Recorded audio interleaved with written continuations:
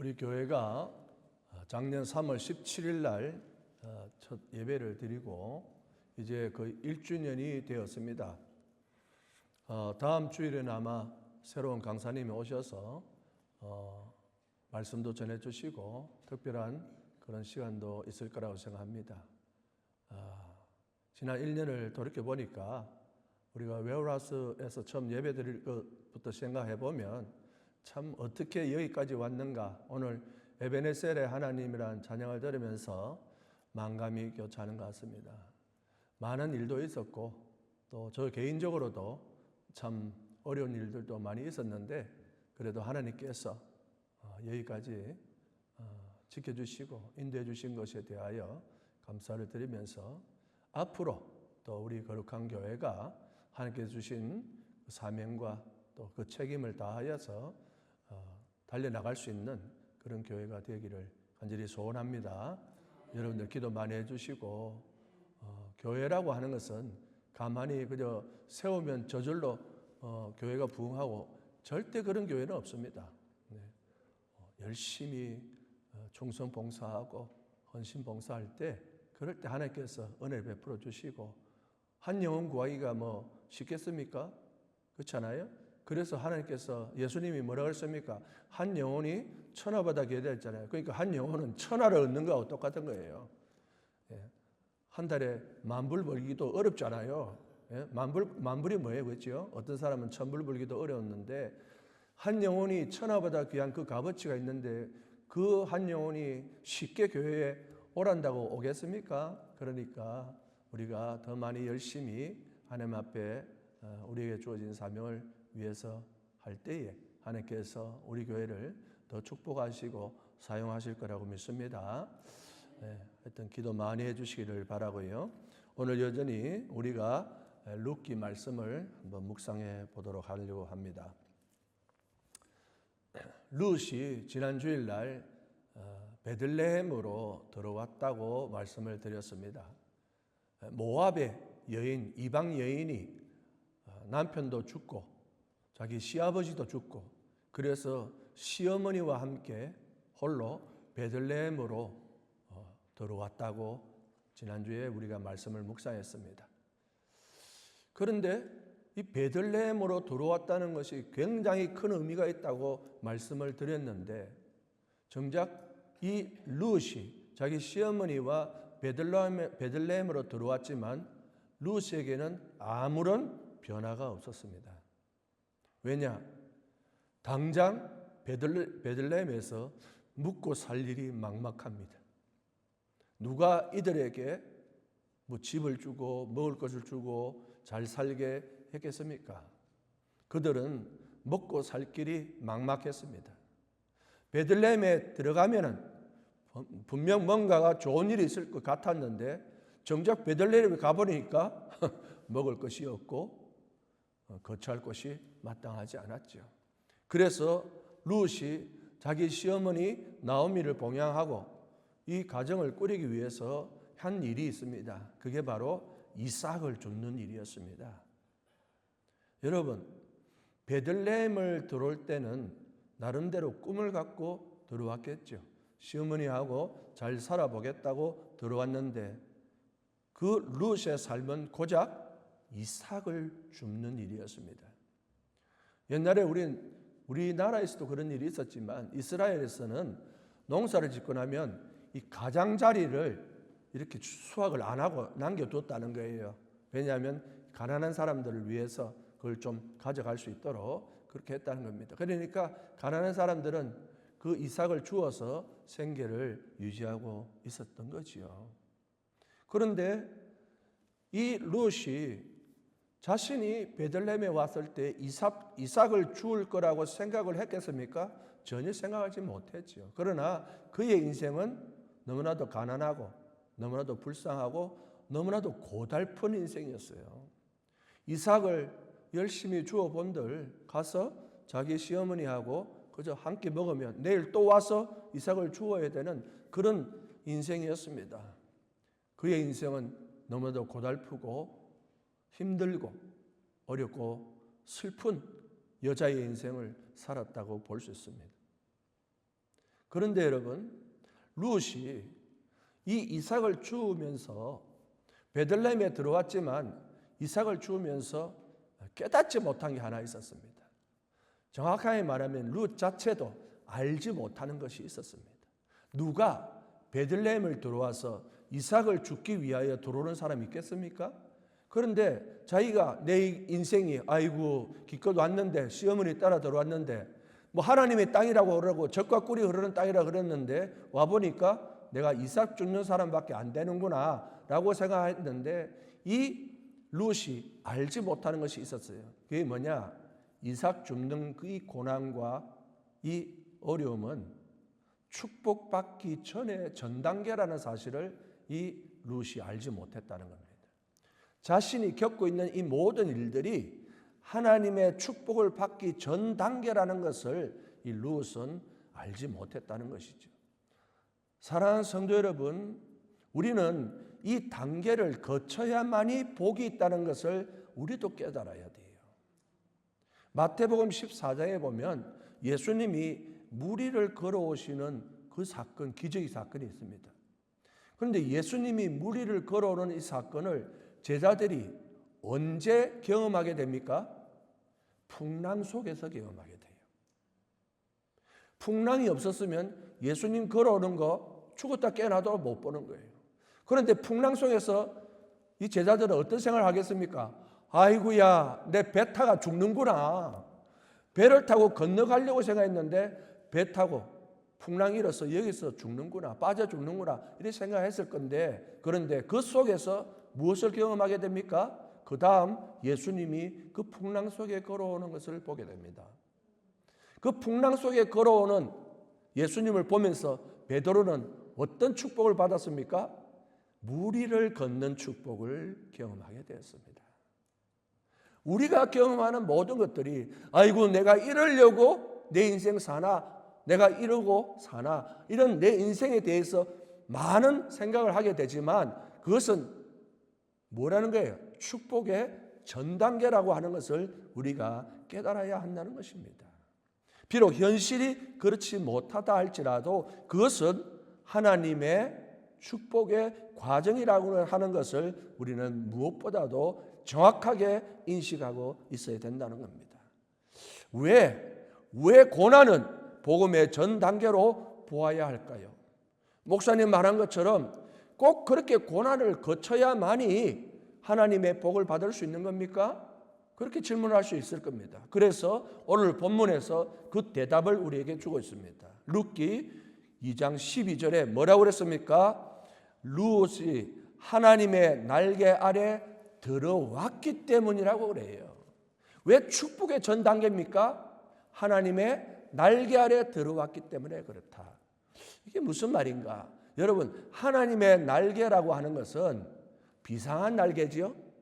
하나님이 날개를 쫙 펴시는 거예요. 그럼 하나님이 날개를 왜 폈을까요? 야, 잘 봐라. 내 날개 이렇게 되게 멋있지? 그러기 위해서 날개를 폈을까요? 하나님의 날개의 용도가 뭡니까? 우리를 인도하기 위한 것이라는 거예요. 우리를 인도하기 위해서 날개를 쫙 펴시는 겁니다. 여러분, 이 인도라는 것이 무엇을 뜻합니까? 인도가 뭐예요? 어떤 목표와 목적을 가지고 끌어가는 것을 보고 인도라 그러는 거예요. 그래서 하나님은 날개를 펴시고 우리 하나님의 날개 아래로 들어온 사람을 어느 목표 지점으로 또 어떤 목적을 가지고 끌어가기 위해서 하나님은 그 축복의 단계를 거쳐가는 거예요. 그런데 누구를 이렇게 축복의 단계로 끌어간다는 거예요? 날개 안에 들어온 사람들만 한단 말이에요. 날개 안 들어온 사람은 날개의 영향을 전혀 받질 않아요. 우리가 이 사실을 알아야 되는 거예요. 그러니까 이게 왜 축복의 전 단계냐? 하나님의 품 안에, 하나님의 날개 아래 들어온 자들은 바로 그 다음 단계가 뭐라는 겁니까? 하나님의 축복의 단계로 이어지게 되는 거예요. 그런데 그 전까지는 뭐가 있다는 거예요? 고난이 있다는 거예요. 어려움이 있다는 거예요. 아, 그럼 목사님, 고난 없이 바로 복 주면 되잖아요. 그렇지 않아요. 왜 그렇지 않느냐? 성경에 보면요, 이 날개라는 단어가 출애굽기 19장 4절에 나오는데 여기에 이렇게 써놨습니다. 내가 어떻게 독수리 날개로 너희를 업어 내게로 인도하였음을 너희가 보았느니라. 다시요. 내가 어떻게 독수리 날개로 너희를 업어서 내게로 인도하였음을 너희가 보았느니라. 똑똑히 봤다는 거예요. 독수리가 날개 업어서 인도한 것처럼. 그럼 이게 뭐냐? 왜 하필 독수리 날개를 하나님께서 비유로 말씀하셨느냐? 여러분 혹시 독수리가 독수리 새끼를 어떻게 훈련하는 것을 본 적 있으십니까? 독수리가 독특한 방법을 쓰고 있습니다. 독수리가요, 알에서 깨어난 자기 새끼를 그냥 키우지 않아요. 조금 자라잖아요. 그러면 절벽에다가 떨어뜨립니다. 우리 같으면 아이고야, 이 애를 왜 절벽에 떨어뜨리느냐. 그런데 절벽에 떨어뜨려야 뭐합니까? 발버둥을 치잖아요. 발버둥을. 날개를 퍼덕인단 말이에요. 그런데 새끼가 어떻게 날개 퍼덕인다고 날 수 있겠습니까? 땅에 떨어질 것 같아요. 위태위태합니다. 그럴 때 엄마가 와서 날개를 쫙 펴서 아이를 받아서 쭉 올라가는 거지. 근데 한 번만 하는 게 아니에요. 또 떨어뜨리고 또 퍼덕이고 그러다 또 받아주고. 언제까지 이 일을 합니까? 새끼 독수리가 자기 힘으로 날 수 있을 때까지. 자기 힘으로 먹이를 잡아먹을 때까지. 이 독수리는 자기의 새끼를 그렇게 훈련시켜서 스스로 살아갈 수 있는 법을 배울 때까지 그렇게 업어서 키운다는 겁니다. 하나님께서 왜 이 말씀을 이 출애굽기에 하셨을까요? 당신의 백성들에게 하셨습니다. 고난 가운데 있는 이 백성들에게 하셨습니다. 왜 그렇습니까? 그들을 하나님과 같은 백성을 만들려고 하시는 거예요. 주는 것만 먹는 백성이 아니고 하나님은 하나님과 같은 백성을 만들기 위해서 무엇도 주신다? 고난도 주시는 거예요. 그래서 출애굽하고 나서 40년 동안 어떤 생활을 했습니까? 광야 생활을 한 거예요. 우리 같으면 어떻게 합니까? 애굽에서 출애굽했으니까 적게 꿀이 흐르는 가나안 땅 일주일 만에 갈 수 있는 곳으로 바로 가면 되는데 하나님은 40년 동안 광야 생활을 통하여 어떤 백성을 만듭니까? 하나님과 같은 백성. 그래서 어디로 이끄십니까? 적과 꿀이 흐르는 가나안 땅으로 인도하시려고 하는 것이 하나님의 마음이라는 것입니다. 하나님은 우리에게 축복의 전제 조건을 반드시 주시면서 그로 끝! 그게 아니라 하나님은 우리를 어디로 인도하시는 겁니까? 축복의 자리로 인도하는 것임을 믿으시기를 바랍니다. 다만 단지 아직 안 되었다는 거예요. 아직 그 단계가 안 되었다는 겁니다. 그래서 뭐가 필요하다는 겁니까? 훈련이 필요하다는 겁니다. 여러분, 룻이 이방 여인이라 했습니다. 하나님 백성 아니에요. 모압 여인이었습니다. 훈련이 되었을까요? 안 되었을까요? 훈련이 안 됐어요. 그는 아직 하나님의 자녀, 하나님의 복을 받는 사람이 되지 않았습니다. 그래서 하나님은 그에게 무엇을 시키십니까? 이삭을 줍는 일을 시키십니다. 그런데 놀랍게 이삭을 줍는 그 다음 단계가, 이삭을 줍는 것이 축복의 전 단계라고 그랬지요. 그럼 이삭을 줍고 난 다음에 단계는 뭐겠습니까? 축복이라니까요. 그 룻이 이삭을 줍고 난 다음에 그 일 때문에 어떤 일이 벌어집니까? 그 땅 주인인 보아스와 결혼을 하게 됩니다. 놀라운 하나님의 은혜이지 않습니까? 사랑하는 성도 여러분, 아직 우리가 준비가 안 됐기 때문에 하나님은 우리를 훈련시키시고 준비시키시는 겁니다. 그래서 하나님 날개 아래 들어온 자들은 고난에서 축복으로 인도하게 되는 줄 믿으시기 바랍니다. 하나님의 인도함, 날개를 펴서 우리를 인도하심의 목표는 우리를 복의 사람 만들려고 하시는 거예요. 우리 하나님은 복의 근원 되십니다. 우리는 그 하나님을 따라서 이제 복의 사람을 만들려고 하시는 거죠. 우리가 교회를 나오고 예수님을 믿고 난 다음에 당장 아무것도 변함이 없어요. 우리가 보통 전도할 때 뭐랍니까? 교회 나와봐라. 예수 믿으면 뭐든지 잘 돼. 형통의 복이 있다. 기도하면 기도한 대로 다 된다. 그래가지고 거기에 속아서 막 나오잖아요. 나와서 기도해보는데 아무것도 일어나지 않아요. 그럼 아무개 집사야, 뭐 기도하면 다 들어준다면서, 뭐 형통의 복이 있다면서 아무것도 변한 게 없는데, 이렇게 얘기하면서 어떤 사람은 또 교회도 안 나오는 사람이 있습니다. 그런데 뭐를 깨달아야 된다는 겁니까? 그것은 전 단계라는 거죠. 그것은 지금 하나님의 날개 아래 들어온 사람이 그 전 단계에서 하나님의 복으로 가는 그 단계로 들어섰다는 것을 깨달아야 되는데, 당장에 안 보이니까 그것이 하나님의 은혜가 없고 하나님의 복이 없는 줄로 생각하는 어리석은 사람이라는 거예요. 하나님의 날개 아래 들어온 사람, 하나님의 품 안에 들어온 사람은 반드시 하나님이 어디로 인도하신다고요? 복으로 인도하신다니까요. 그런데 그 단계를, 그 과정을 참지 못하는 사람, 인내하지 못하는 사람은 무엇을 볼 수 없다? 하나님의 복을 볼 수 없다는 것입니다. 사랑하는 성도 여러분, 하나님 날개 아래에 들어왔다는 것은 그냥 하나님 품 안에 들어왔다는 게 아니에요. 하나님의 축복 프로세스, 하나님의 축복인 프로그램에 내가 이제 시작되었다라고 보아야 한다는 것입니다. 그럼 지금 우리는 어느 단계에 있습니까? 바로 축복의 전 단계에 있는 줄로 믿습니다. 인풋이 있으면 무엇이 있어요? 아웃풋이 있는 거예요. 그런데 자꾸 인풋만 가지고 얘기를 하는 거예요. 곧 아웃풋이 나올 것인데 우리가 이 말씀을 기억해야 할 줄로 압니다. 실제로 그랬을까요? 축복의 조상이 누굽니까? 아브라함이었죠. 아브라함이 창세기 12장에 하나님께서 아브라함을 부르시고 너를 복의 조상 만들겠다, 너를 축복하는 자에게 축복을 하고 너를 저주하는 자에게 저주할 것이다, 그렇게 약속하셨죠. 하나님 그렇게 복을 약속하셨습니다. 그러고 나서 어떤 일이 벌어졌을 것 같습니까? 아브라함이 하나님이 복 받는다 말하자마자 아브라함이 바로 복을 받았을까요? 천만의 말씀은요, 12장을 잘 보세요. 하나님이 그 말하고 나서 바로 아브라함이 먹을 게 없어서 애굽으로 양식을 구하러 갑니다. 방금 하나님이 복의 조상이 되겠다고 말씀했는데 아브라함은 먹을 게 없어서 기근이 와가지고 애굽으로 양식을 구하러 간다니까요. 이거 앞뒤 말이 안 맞는 것 같잖아요. 그런데 이 단계는 무슨 단계라고요? 복을 받기 전 단계라는 거예요. 아브라함은 복을 약속받고 나서 먹을 것이 없어 애굽으로 갔습니다. 그런데 아브라함이 가만히 생각해 보니까 사라가 너무 예뻤어요. 우리 사모님 같이 엄청 예뻤는 것 같아. 그런데 가만히 생각해 보니까 이 자기 와이프 때문에 죽을 것 같거든. 너무 이쁘니까. 틀림없이 애굽의 왕이, 바로 왕이 이 자기 와이프 때문에 자기를 죽일 것 같다. 자기가 죽음의 공포를 느낀 거예요. 그래서 살짝 거짓말을 하는 거죠. 사실은 근데 엄밀히 따지면 거짓말도 아니에요. 이게 촌수로 따지면 자기의 누이에 해당되니까 와이프한테 야, 와이프를 하지 말고 누이라고 하자. 그래야 내가 목숨을 살 수 있을 것 같다. 그런데 그는 그 죽을 고비에서 어떻게 살아났습니까? 하나님의 도우심으로 살아난 거예요. 자신의 힘으로 살아난 게 아닙니다. 하나님이 왜 그렇게 도우셨을까요? 약속하셨기 때문에.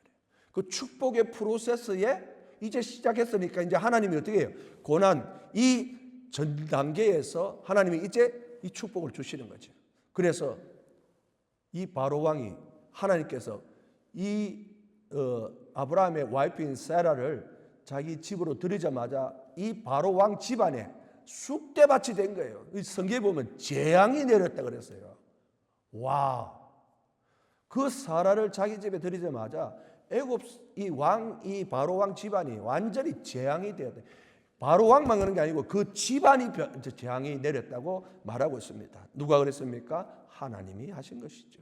무엇을 뜻합니까? 하나님이 아브라함을 인도하셨다는 거예요. 하나님이 그 순간에도 아브라함을 복으로 인도하셨고, 그래서 아브라함이 복의 조상이 되게 하셨습니다. 여러분, 축복은요 그냥 갑자기 오는 게 아닙니다. 축복은 원 바이 원, 스텝 바이 스텝, 그렇게 하나님께서는 우리에게 복의 과정을 허락하시고 하나하나 그렇게 복으로 인도해 가신다니까요. 왜? 하나님의 날개 품에 들어온 이 백성들, 그 사람들은 하나님이 그렇게 인도해 가시는 거예요. 그게 하나님의 뜻인 거죠. 하나님의 방법입니다. 그래서 하나님께서 그런 자들을 반드시 복의 사람으로 만들어 주시는 것이죠. 당장 아무것도 변한 게 없고 오히려 예수 믿고 더 고난을 많이 받는다고 불평하고 원망하는 그런 분도 있지만 그렇게 할 필요 없습니다. 왜냐? 하나님의 은혜의 날개 아래에 있는 자들은 축복과 기쁨과 영광의 자리로 인도에 가실 줄을 믿으시기를 바랍니다. 우리 은혜의 하나님은 자신의 품 안에 들어온 자를 결코 못 본 채 하지 않으시는 하나님이십니다. 하나님은 못 본 채 하지 않아요. 그래서 이사야서 42장 3절에 뭐라 그랬습니까? 우리 하나님은 상한 갈대를 꺾지 아니하시고 꺼져가는 등불을 끄지 아니하시는 하나님이라고 말씀하고 있습니다. 놀라운 일이지 않습니까? 지금 당장에 바로 내 앞에 복을 주시기보다는 하나님께서는 단계를 거쳐서 우리에게 힘들고 어렵지만 그 단계를 통하여서 하나님의 그 복이 무엇인지를 깨달아서 진짜 감사가 넘치는 그 복을 우리에게 주시기를 원하신다는 것입니다. 하나님은요, 다 알고 계셔요. 다 계획을 갖고 계시다니까요. 우리가 우리의 가장 좋은 것이 어디인지를 우리는 몰라도 하나님은 다 알고 계시는 거예요.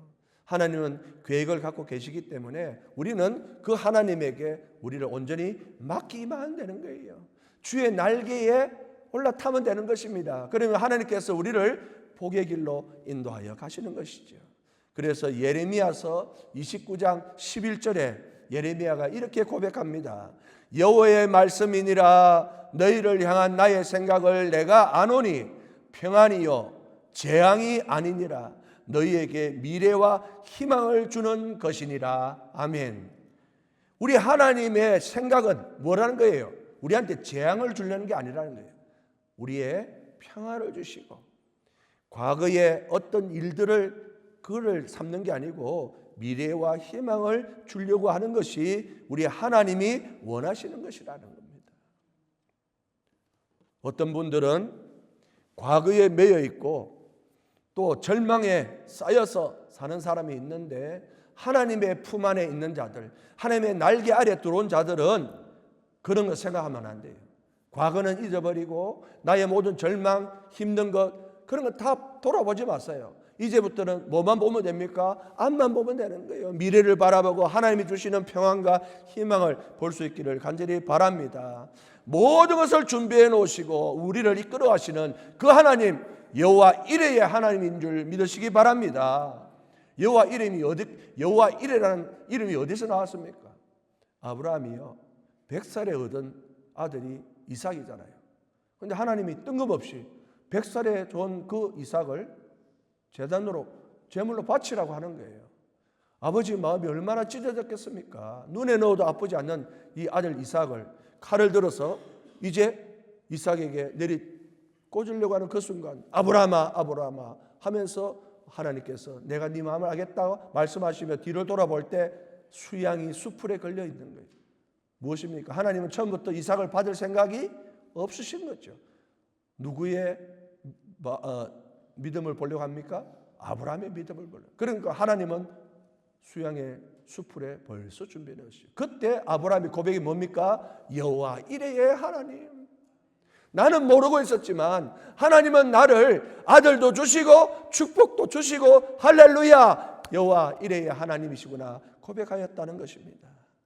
사랑하는 거룩한 교회 성도 여러분, 우리 모두 하나님의 날개 아래 모여서 반드시 우리 모두가 축복의 조상이 되고 우리만 축복의 조상이 아니라 복의 역사가 우리 자녀에까지 우리 후손에까지 이어줄 수 있기를 주의 이름으로 간절히 축원드립니다.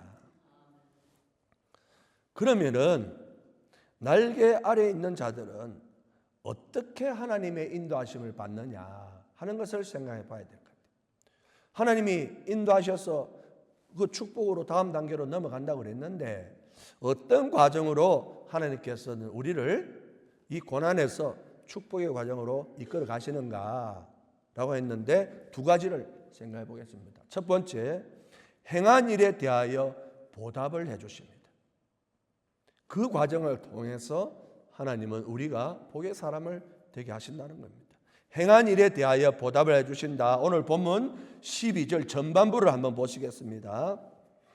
여호와께서 내가 행한 일에 보답하시기를 원하며 라고 말했죠. 여호와께서 네가 행한 일에 보답하신다는 거예요. 이 영어 성경 보면요 리페이라고 되어 있습니다. 리페이 해준 것을 도로 지불해 주는 것이죠. 이방 여인 이 룻이, 모압 여인 룻이 행한 일이 뭘까요? 그러면 룻이 무슨 일을 했기에 하나님이 그에 딱 지불해 주신 거예요. 복으로. 그것이 11절 말씀입니다. 룻이 무슨 일을 했느냐? 보아스가 그에게 대답하여 이르되 내 남편이 죽은 후로 내가 시어머니에게 행한 모든 것과, 첫 번째 내 시어머니에게 행한 거요, 두 번째 뭐 했습니까? 내 부모와 고국을 떠났던 것, 세 번째 전에 알지 못하던 백성에게로 온 일이 내게 분명히 알려졌느니라. 룻이 그냥 아무것도 안 하고 있었던 게 아니고 시어머니 나오미에게 행한 일과, 그리고 부모와 고국을 떠났죠. 그리고 알지 못하는 백성으로 온 일이 있었습니다. 룻이 한 일은 자기 본토, 친척, 아비 집을 떠나서 하나님이 지시하는 땅으로 온 것입니다. 이거 어디서 많이 들어본 것 같지 않습니까? 내 본토, 친척, 아비 집을 떠나 내가 지시할 곳으로 가라. 누구한테 한 말입니까? 아브라함에게 하신 말씀이에요. 그런데 그 일을 누가 한 겁니까? 지금 룻이 한 것입니다. 룻이 자기 본토, 친척, 아비 집을 떠나 여호와 하나님이 계신 이 베들레헴으로 왔기에 하나님께서는 그를 복의 조상, 복을 하나님이 부어주셨다는 것입니다. 사랑하는 성도 여러분, 복이요, 하나님께서 그냥 주시는 게 아니고 우리의 전부를 버릴 때, 우리가 가진 것을 내어놓을 때, 그리고 하나님이 계신 곳으로 올 때, 그때 이 복이 하나님께서 우리에게 상으로 주시는 것임을 꼭 기억하시기 바랍니다. 내 마음대로 한다고 복이 오는 게 아니에요. 나를 내려놓고 나를 포기하고 하나님이 계신 곳으로 오면 그때 하나님께서 잘 왔다, 내가 너에게 상을 주겠노라 라고 말씀하시는 거예요. 왜냐? 믿음 없이는 그런 일을 할 수가 없기 때문에 그렇습니다. 그래서 히브리서 11장 6절에 귀한 말씀이 있죠. 믿음이 없이는 하나님을 기쁘시게 못하나니 하나님께 나오는 자는 반드시 그가 계신 것과 또한 그가 자기를 찾는 자들에게 무엇 주심을? 상 주시는 이심을 믿어야 할지니라. 아멘.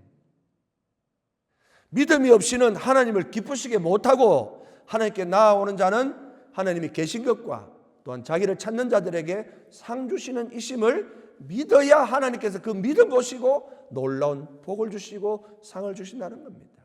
자신을 버리고 자신이 의지하는 것, 자기가 모든 것을 신뢰하는 것을 내어버리고 하나님 품으로 찾아오는 자에게는 반드시 그 버림에 대하여 하나님의 놀라운 복으로 대갚아 주는 것을 믿으시기 바랍니다. 사랑하는 여러분, 움켜쥐면 복을 받을 수 없어요. 여러분이 버릴 때 그 손에 하나님이 빈손으로 보내지 아니하고 하나님의 복을 주어 보내시는 줄 믿습니다. 사랑하는 여러분, 복의 사람은요, 처음부터 따로 있는 게 아니에요. 아이고, 저 사람은 태어날 때부터 복 받았구나, 복 받은 사람은 금수저를 물고 태어나는구나, 그런 거 없다는 거예요. 복 받을 사람 정해진 게 아닙니다. 누가 복 받습니까? 하나님 품으로 들어오는 사람, 모든 것을 내어놓고 모든 것을 버리고 모든 것을 포기하고 심지어 자기 자신까지도 내어놓으며 아버지 품 안으로 파고드는 그 자가 하나님의 복을 받는 줄 믿습니다. 하나님의 날개 아래 있는 자가 바로 복의 조상이 되고 하나님이 주시는 복이 날마다 날마다 쌓여가게 될 줄로 믿습니다. 사랑하는 여러분, 여러분은 하나님을 위하여 무엇을 포기하고 있습니까? 여러분, 하나님을 위해서 지금 무엇을 포기하고 있습니까? 그리고 하나님을 위하여 어떤 삶을 살고 있습니까? 우리는 우리가 행한 대로 복이 결정된다는 것을 알아야 돼요. 우리가 행한 대로 우리 복이 결정됩니다. 이거 정말 중요하지요. 하나님을 위하는 사람은 무엇이 기다리고 있습니까? 복이 기다리고 있는 거예요. 그런데 자신과 세상을 위하여 산 사람은 복이 아니라 뭐가 기다리고 있습니까? 심판과 재앙이 기다리고 있는 거예요. 이건 불변의 진리예요. 하나님을 위하여 산 사람은 하나님이 하나님의 복을 주시고, 자기를 위하여 자기 자신과 세상을 위하여 사는 사람은 심판과 재앙을 준다. 이건 제 말이 아니에요. 새벽기도 때 우리가 묵상한 말씀입니다. 고린도후서 5장 9절에서 10절 사도 바울이 말했습니다. 그런즉 우리는 몸으로 있든지 떠나든지 주를 기쁘시게 하는 자가 되기를 힘쓰노라. 이는 왜냐하면 우리가 다 반드시 그리스도의 심판대 앞에 나타나게 되어 각각 선악간에 그 몸으로 행한 것을 따라 받으려 함이라.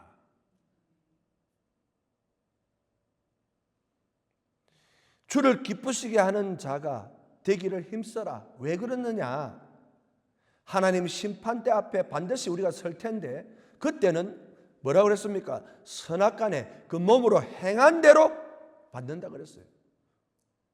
그래서 하나님을 위하여 사는 자는 하나님의 복을 받고, 세상을 위하고 자기를 위하여 사는 사람은 하나님의 심판과 재앙을 받는 것이다.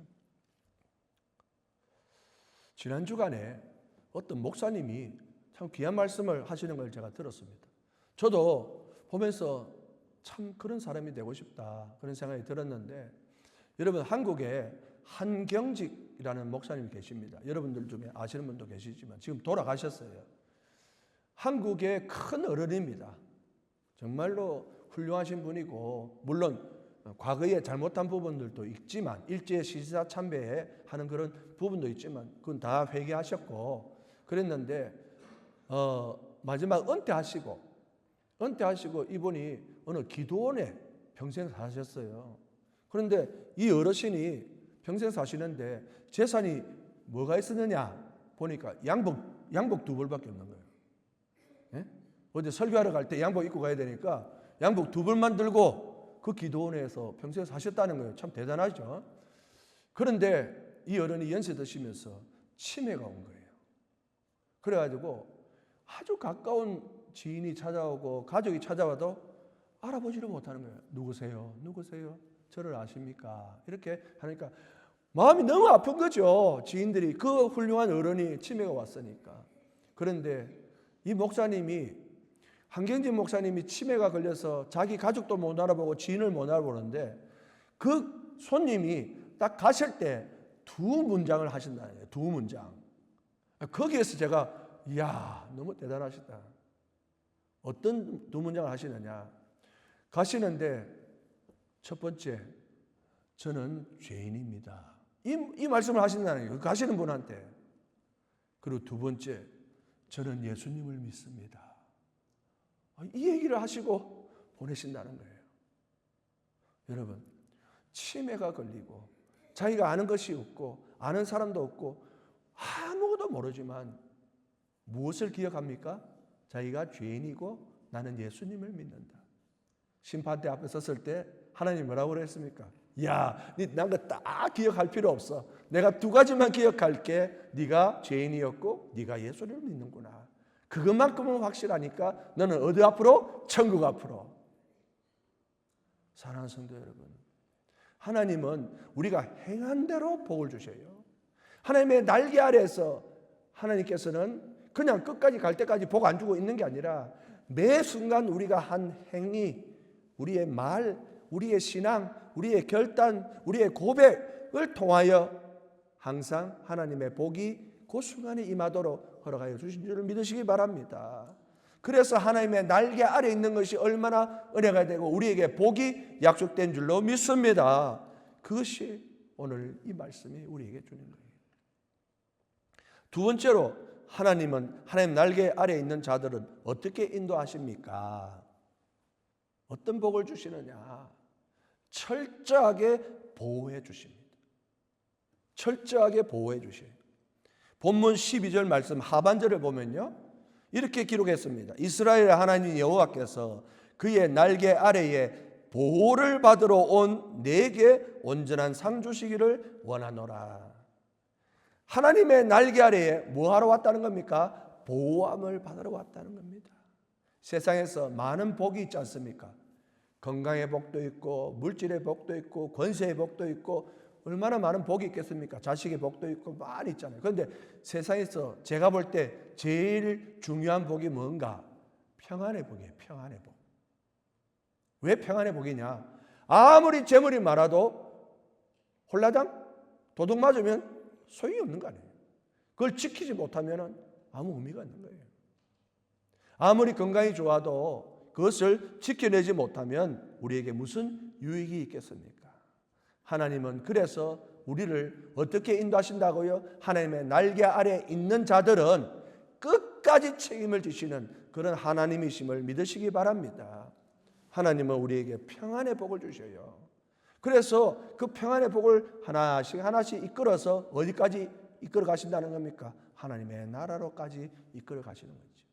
하나님의 날개 아래 품은 자들은 그렇게 보호해 주신다는 거예요. 그래서 누가복음 21장 17절에서 18절 말씀에 예수님이 이 말씀하셨습니다. 누가복음 21장 17절 18절 내가 내 이름으로 말미암아 모든 사람에게 미움을 받을 것이나 너희 믿음을 받을 것이지만 너희 머리털 하나도 상하지 아니하리라. 우리 예수님께서 말씀해 주셨어요. 우리가 아무리 세상에서 예수님 믿는 것 때문에 미움을 당하고 핍박을 당하도 하나님께서 우리를 머리털 하나 상하지 않도록 보호해 주신다는 거예요. 얼마나 감사한 것입니까? 주의 품 안에 있는 자를 하나님이 이렇게 지켜주시는 거죠. 그런데 한 번만 지켜주시는 게 아니고 어떻게 해요? 끝까지 지켜주신다는 거예요. 주님 앞에 설 때까지 하나님의 그 인도하신 이런 복이 어디에 있습니까? 누구에게? 주의 날개 아래 있는 자들. 그래서 주의 날개 아래로 품으로 들어가야 돼요. 우리가 그 날개 아래 들어온 것이 얼마나 큰 축복인 줄 알아야 돼요. 지금 당장에 고난을 받는다 하더라도 걱정할 필요 없어요. 무엇입니까? 그 다음 단계가 하나님께서 축복으로 인도해 주실 것이라는 겁니다. 신명기 32장 10절에 하나님께서 직접 이런 말씀하셨습니다.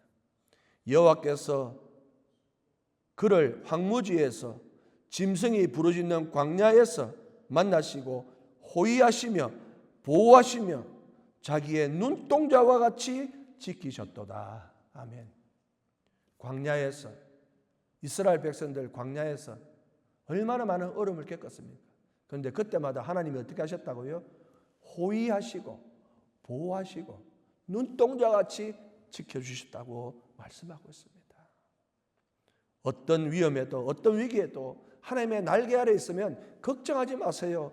두려워하지 마세요. 하나님이 보호하시고 우리에게 평안의 복을 주실 줄로 믿습니다.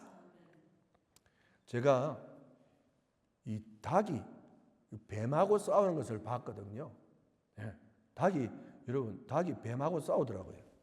그런데 처음에는 이해가 안 갔어요. 왜 닭이 뱀하고 싸우는지 보니까 닭의 둥지에 누가 있었겠어요? 새끼가 있는 거예요. 새끼가. 뱀도 큰 뱀이었어요. 그런데 뱀이 막 머리를 쳐들고 막 닭을 잡아먹으려고 그러는데 닭은 죽기 살기로 막 그 부리로 막 쪼고 그래서 그 뱀을 쫓아내는 거예요. 그러면서 그 둥지에 있는 자기 새끼를 지키는 거죠. 근데 제가 말씀드리고 싶은 것은 그 어미 닭은 그렇지만 그 둥지에 있는 새끼들은 어떤 마음이 들었을까요? 아무 걱정이 없는 거예요. 우리 엄마가 또 해치웠을 거야. 뭐 이런 생각을 했을 거 아니에요. 우리 똑같아요. 문제 있어도 어떻게 합니까? 우리 하나님이 다 해결하실 거야. 할렐루야. 우리는 뭐 강하고 담대하게 아버지만 믿고 있으면 돼. 이렇게 우리가 있으면 하나님께서는 우리에게 복의 자녀가 되게 하시는 줄로 믿습니다. 말씀을 정리하겠습니다. 거룩한 교회 성도 여러분, 우리에게는 원치 않는 고난과 어려움이 있을 때가 있습니다.